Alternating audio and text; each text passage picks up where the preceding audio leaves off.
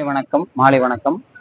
நம் தம்பி சோமுவனுடைய பெருமுயற்சியால் நூல்காஞ்சியில் இன்றைக்கு தேவாரம் என்ற பொருண்மையில் திருநாவுக்கரசுடைய தேவாரம் பற்றிய சில கருத்துக்களை சொல்வதற்காக இங்கே வந்திருக்கிறோம்.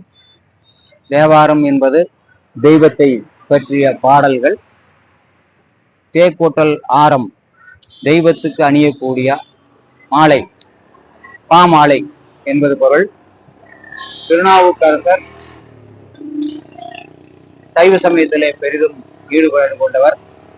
அதற்கு முன்னாலே அவர் கொஞ்ச காலம் சமண சமயத்தில் இருந்தார்.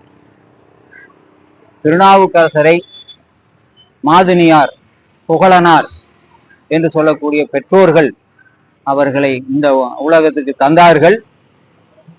திருநாவுக்கரசர் அவர்கள் வளர்ந்து வரக்கூடிய காலத்திலே அவர்களுடைய பெற்றோர்கள் இருவரும் ஒருவர் பின் ஒருவராக இறைவனுடைய இரண்டர கலந்து விட்டார்கள். அதற்கு பிறகு அவருடைய தமக்கையார் திலகவதி அம்மையாருடைய பொறுப்பில் நம்முடைய திருநாவுக்கரசர் வாழ்ந்து வந்தார். அப்பொழுது கொஞ்சம் கொஞ்சமாக திருநாவுக்கரசர் சமண சமய நூல்களை படிக்கலானார். சமண சமயத்தில் பெரும்பாலும் ஈடுபாடு கொண்ட அவர் அந்த சமயத்திலே தர்மசேனர் என்று சொல்லக்கூடிய அருமையான பட்டம் பெற்றார். சமண சமயத்திலே பணியாற்றி கொண்டிருந்தார். திலகவதியார் திருவதிகை வீராட்டானத்திலே போய் தினமும் வழிபாடு செய்வார். அப்பொழுது என்னுடைய தம்பி தடம் மாறி சமண சமயத்துக்கு போய்விட்டான். இப்பொழுது பெற்றோர்கள் இருவரும் எனக்கு இல்லை. எனக்காக வரன் பார்த்த என்னுடைய வருங்கால கணவரும் போர்க்களத்திலே மாண்டு விட்டார். நான் தன்னந்தனியனாக இருக்கிறேன். இறைவா, திருவதிகை வீரட்டானேஸ்வரரே, மீண்டும் நம்முடைய தம்பி நாவுக்கரசரை தாய் சமயத்துக்கு கொண்டு வர வேண்டும் என்று சொல்லும் போதே இறைவன் அவருக்கு சூளை நோயை கொடுத்து ஆட்கொண்டார். அதற்கு பிறகு அவர்கள் நீண்ட நெடிய காலம், ஒரு 81 ஆண்டு காலம் சமண சமயத்திலிருந்து சைவ சமயம் தலைக்க தொண்டாற்றினார். வாழ்க்கையில அவருக்கு பல சோதனைகள் ஏற்பட்டன. இறைவனுடைய திருவருளால் அத்தனை சோதனைகளையும் வென்று சாதனைகளாக மாற்றினார் திருநாவுக்கரசர். அவர் சிதம்பரத்திலே நடராஜ பெருமானுடைய பக்தியிலே ஆழ்ந்த ஈடுபாடு கொண்டு இருந்தார். அப்பொழுது தில்லையிலே இருந்து இங்கே பாடுகிறார். அன்னம் பாலிக்கும் தில்லை சிற்றம்பலம் என்று சொல்லி அந்த பாட்டு தொடங்குகிறது. சிதம்பரத்துல இப்பொழுதும் நீங்கள் சென்றீர்களானால் அங்கு இரவு 9 மணிக்கு மேல 9:30 மணி அளவில் மரகத லிங்கத்துக்கு அன்னம் பாலிக்கும் நிகழ்ச்சி நடைபெறும். அது கண்கொள்ளா காட்சியாகும். அந்த உணவு அனைவருக்கும் பக்தர்களுக்கு வழங்கப்படும். அதை பார்த்து அங்கே இருந்து பாடுகிறார். அன்னம் பாலிக்கும் தில்லை சிற்றம்பலம், அன்னம் பாலிக்கும் தில்லை சிற்றம்பலம், பொன்னம் பாலிக்கும் மேலும் இப்பூமிசை என் அன்பு ஆளிக்குமாறு கண்டின்புற இன்னம் பாலிக்குமோ இப்பிறவியே அரும்பு அற்றப்படாய் மலர் கொண்டு நேர் சுரும்பு அற்றப்பட தூவி தொழுமினே கரும்பு அற்றப்பட தாமனை காய்ந்தவன் பெரும்பற்ற புலியூர் என் பிரானையே. சிதம்பரத்துக்கு பெரும்பற்ற புலியூர் என்று சொல்லக்கூடிய பெயர். நாள்தோறும் அங்கே அன்னம் பாலிக்கிறார்கள். அந்த அன்னம்பாளிக்கும் கூடிய தில்லை சிற்றம்பலத்துல வேண்டிய பக்தர்களுக்கு வேண்டியவாறு பொன்னும் பொருளும் இறைவன் தரக்கூடியவன் என்ற செய்தியிலே பொன்னம்பாளிக்குமாறு கண்டு இந்த பூமியில் இன்பம் அடைய இன்னும் பாலிக்குமோ, இந்த பிறவி இன்னும் எவ்வளவு காலம் நீடிக்குமோ அவ்வளவு காலம் நான் இறைவனிலே இருப்பேன் என்று இந்த முதல் பாடலிலே சொன்னார். அடுத்த பாடலிலே இறைவனை வழிபாடு செய்வதற்கு எப்படி அது நடந்து கொள்ள வேண்டும் என்பதற்கு அதிகாலையில வைகரை என்று சொல்லக்கூடிய அந்த அதிகாலை நேரத்திலே திலகவதியாரும் நம்முடைய திருநாவுக்கரசரும் எழுந்து நீராடி பூக்களை எல்லாம் அரும்பாக இருக்கிற போதே பறிச்சிருவாங்க. இல்லைன்னா அந்த பூக்களை எல்லாம் வண்டுகள் வந்து கடித்து விடும். அதனால அரும்பு அற்றப்படாமல் இருக்கும் பொழுது அந்த பூக்களை எல்லாம் சேகரித்து மாலையாக கட்டி கொண்டு போய் இறைவனுக்கு சாத்தி வழிபடுவது வழக்கம். அதைத்தான் அரும்பு அற்றப்பட ஆய்மலர், இந்த பூக்கள் எல்லாம் சரியானது இது சரியில்லை என்று சொல்லி தரம் பிரிக்கிறாங்க. அங்கேயே ஆராய்ச்சி தொடங்கிடுது. எப்பொழுது கீரையை ஆய வேண்டும், கீரை நல்லா ஆஞ்சு கொடுங்கன்னு சொல்லி சொன்னாங்களே, அப்பவே நம்ம தமிழ் மக்கள் இடத்துல ஆராய்ச்சி தொடங்கிவிட்டது.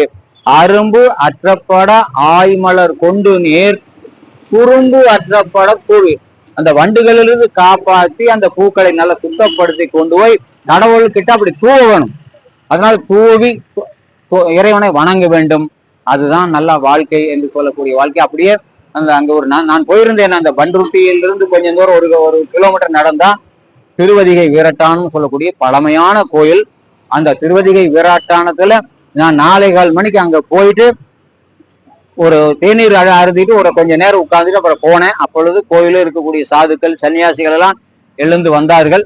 அப்புறம் வந்ததும் என்னை போய் எங்கிருந்து வந்தீர்கள் என்று கேட்டார்கள். நான் கோவையிலிருந்து வந்திருக்கிறேன் என்று சொன்னதும் உடனே போய் பக்கத்து தோட்டத்தில் நீங்கள் குளித்து கொண்டு வாருங்கள், இறைவனை பல்லக்கத்திலிருந்து பள்ளியறையிலிருந்து நாம மூலஸ்தானத்துக்கு கொண்டு போகணும், நீங்க வந்திருக்கிறனால நானும் நீங்களும் போவோம் என்று அந்த அர்ச்சகர் சொல்ல குளித்து கொண்டு வரும்போது பார்த்தா ஒரு பெரிய ஒரு பரிசனங்கள் நிறைய சேர்ந்துட்டாங்க.